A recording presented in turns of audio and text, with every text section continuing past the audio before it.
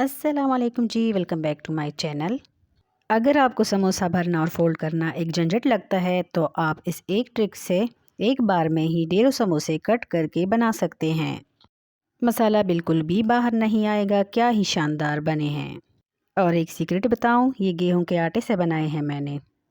सबसे पहले आटा लगाएंगे। 1 कप गेहूं का आटा ऐड कर दूंगी। क्रिस्पनेस के लिए 2 टेबलस्पून मैंने इसमें सूजी भी डाल दी है।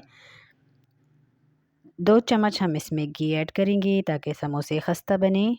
चौथाई चम्मच इसमें ज़ीरा ऐड कर देंगे। चौथाई चम्मच अजवाइन डाल दिया है। नमक हस्बे ज़ायका डाल देंगे। फिर इन सारी चीज़ों को अच्छे तरीके से हम मिक्स करेंगे। घी की जगह पर आप तेल भी यूज़ कर सकते हैं, लेकिन मैं नॉर्मली समोसों में घी का ही इस्तेमाल करती हूँ। बहुत ही शानदार और खस्ता बनते हैं, सख्त बिल्कुल भी नहीं होते। अब थोड़ा थोड़ा पानी डालते हुए हम आटे को गूंद लेंगे। एकदम सख्त सा तैयार कर लेंगे। ज़्यादा हार्ड भी नहीं होना चाहिए पर नरम भी ना हो, थोड़ा सा सख्त सा रखेंगे जैसे कि समोसों के लिए बनाते हैं। मसल के आटे को तैयार कर लिया है। इसके ऊपर थोड़ा सा घी लगाकर रेस्ट करने के लिए छोड़ देंगे। चटपटी आलू की स्टफिंग बनाएंगे क्योंकि आलू के बिना तो समोसा अधूरा ही है। यहाँ पर एक बड़े साइज़ का बॉयल आलू ले लिया है जिसको मैंने कश कर लिया है। आप इसको मैश भी कर सकते हैं। आप चाहो तो इसे हाथ से भी मैश कर सकते हैं। यहाँ पर हम शामिल करेंगे 1 teaspoon chilli flakes, half teaspoon हल्दी, हाफ़ टी स्पून कश्मीरी लाल मिर्च कलर के लिए ऐड करेंगे, हाफ़ टी स्पून अजवाइन, हाफ़ टी स्पून हम इसमें ज़ीरा ऐड करेंगे।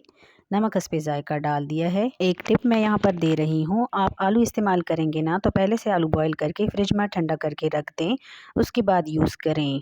इस तरह से आलू ज़्यादा चिपचिपा और गीला नहीं रहेगा। अगर गीला और चिपचिपा रहा तो समोसे अच्छे नहीं बनेंगे। 1 टेबलस्पून घी भी डालेंगे ताकि सारी चीज़ें चिपके ना। मसाले अच्छी तरह मिक्स करने के बाद इसमें डालेंगे 1 बड़ा चम्मच बेसन बाइंडिंग के लिए और 1 चम्मच गेहूं का आटा डाल देंगे। अगर आप मैदे से बना रहे हैं तो आप मैदा डाल दें और अच्छे से इसको आटे की तरह गूंद कर तैयार कर लेंगे। आटे को हमने 15 मिनट के लिए रेस्ट पर रख दिया था तो आटे को रेस्ट मिल चुका है। ये अच्छी तरह से सॉफ्ट हो गया है। अब हम आटा ले लेंगे।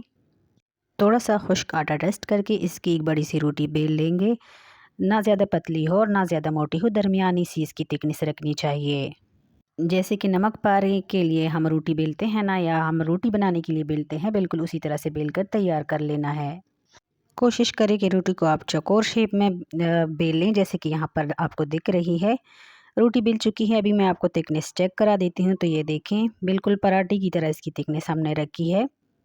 बस साइडों से कट करके इसकी शेप बराबर कर देंगे। इस ट्रिक से आप बहुत ही कम टाइम में ढेर सारे समोसे कट करके तैयार कर सकते हैं।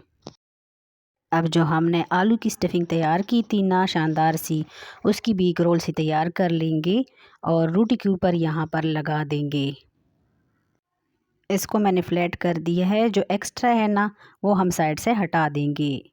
और अब दोनों साइड से रोटी के ऊपर पानी लगा देंगे और इसे फोल्ड करते जाएंगे। इसे 2 से 3 फोल्ड कर लें और लास्ट वाले पार्ट पर पानी लगा देंगे और अच्छे से चिपका देंगे। ये खोलना बिल्कुल भी नहीं चाहिए वरना स्टफिंग निकल जाएगी और सारे समोसे हमारे ख़राब हो जाएंगे और घी अलग से ख़राब होगा।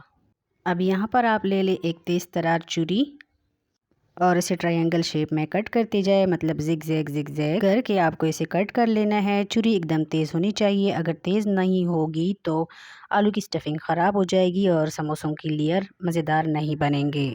छुरी गीली बिल्कुल भी नहीं होनी चाहिए, नहीं तो समोसे आपके ऐसे प्यारे और खूबसूरत नहीं कटेंगे जैसे कि मैं काट रही हूँ। मेरा तो दिल खुश हो गया, इतने प्यारे बने हैं ये समोसे। क्या आप सोच भी सकते हैं कि समोसा बनाना इतना सिंपल और आसान होगा।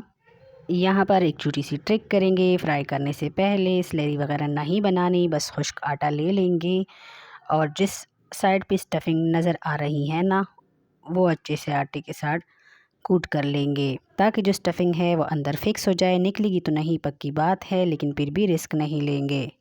बस इसी स्टेज पर आप इनको एयर टाइट कंटेनर या फिर जिप लॉक बैग में डालकर फ्रीज़ भी कर सकते हैं। बस जब भी आपका दिल करे आप इसे निकालें और फ्राई करें, महीने तक आराम से चल जाएंगे। इस फ्रीज़र से निकाल कर 10 से 15 मिनट आपने बाहर रखना है ताकि रूम टेम्परेचर पर आ जाए। उसके बाद आपने शैलो फ्राई करना है, डीप फ्राई करना है या फिर एयर फ्राई करना है।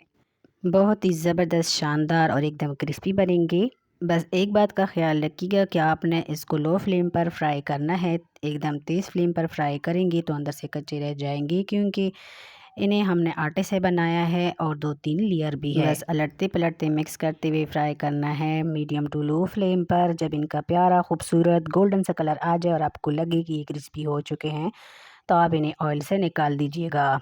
ज़्यादा डार्क मत कीजिएगा बस, क्योंकि ठंडे होने के बाद ये खुद ही डार्क हो जाएंगे। वीडियो अगर इस स्टेज पर अच्छी लगी तो प्लीज़ लाइक कर दे, साथ ही चैनल को भी सब्सक्राइब कर दे। और ये मज़ेदार से समोसे आपको कैसे लगे तो जल्दी से जाइए बनाइए और मुझे कमेंट करके बताइए कि आपसे ये समोसे कैसे बने। अगली वीडियो तक अल्लाह हाफिज़।